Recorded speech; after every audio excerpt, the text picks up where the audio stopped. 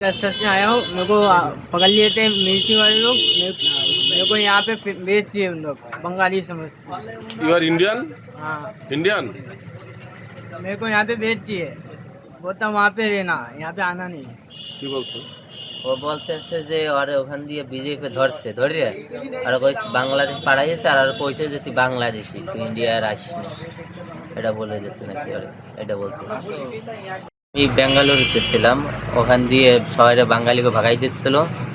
ওখান দিয়ে আমি আর্মি ক্যাম্পে সারেন্ডার করছি যে স্যার আমি বাঙালি, আমার দেশে পাঠাই দেন।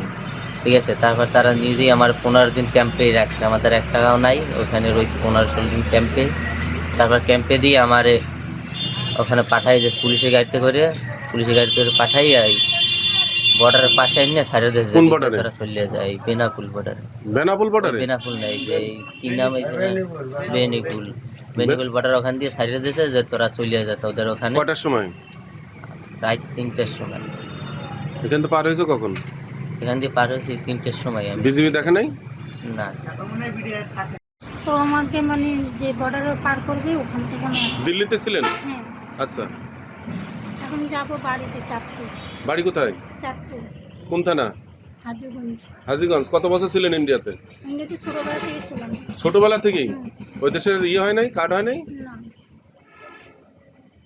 আজ সকাল 10টা 15 ঘটিকার সময় আমরা সংবাদ পাই যে জীবনানন্দ বাস স্ট্যান্ডে একজন ভারতীয় সহ মোট 7 জন নারী পুরুষকে স্থানীয় লোকজন আটক করে রেখেছে। আমরা সেখানে মোবাইল পার্টি পাঠাই এবং থানাতে নিয়ে আসি। জিজ্ঞাসাবাদে জানা যায় যে একজন ভারতীয় আছে এবং 2 জন দালাল আছে। যে দালালগুলো এই লোকজনগুলোকে অবৈধ পথে ভারতে পাঠিয়েছিল এবং তারা ভারত থেকে আসতেছিল এবং সেই 5 জনকে 2 জন দালাল সহযোগিতা করেছিল।